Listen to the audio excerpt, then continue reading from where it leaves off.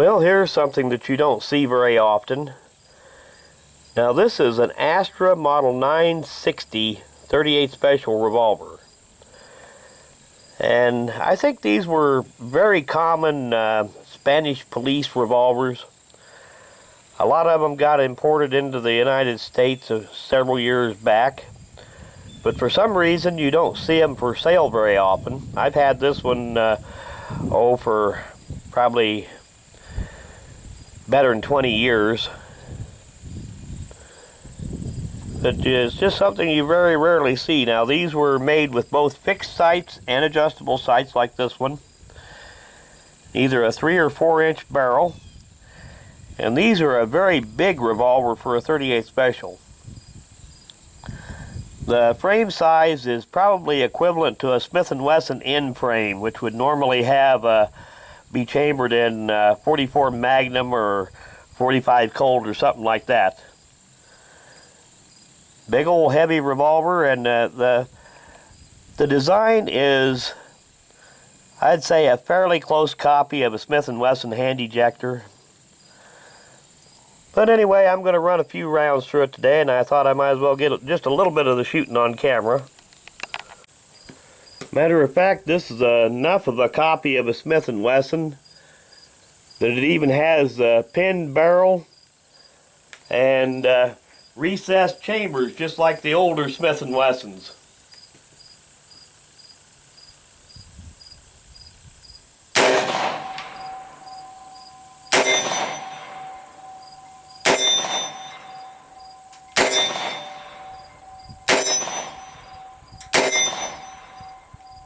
Very little recoil in a gun this size with .38 Special.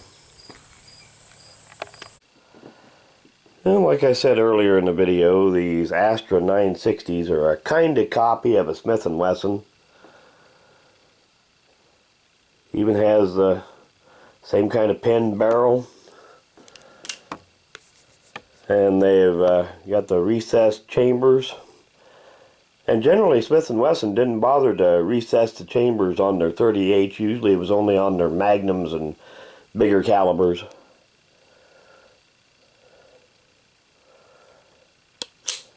This is about the size of a Smith & Wesson end frame. Has pretty good quality adjustable sights.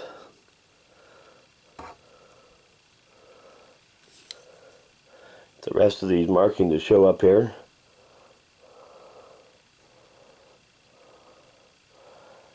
Now this does have a lot of holster wear. A lot of weathering on the grips.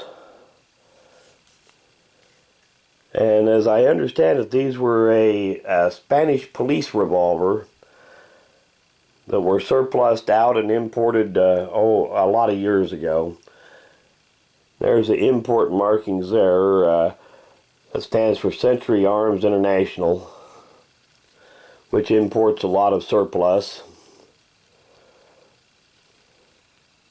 One place where the design does differ from Smith & Wesson of that era, you can see there's no, the firing pin isn't hammer mounted like Smith & Wesson's were. This frame mounted firing pin.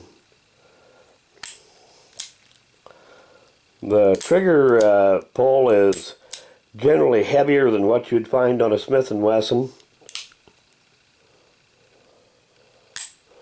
Both double action and single action is heavier, but it is fairly smooth. Yes, it does have a lot of holster wear. Been carried around a lot. And it was probably 20 years ago or more that, yeah, probably about 20 years ago that they imported a batch of these. Hardly ever see them for sale anymore.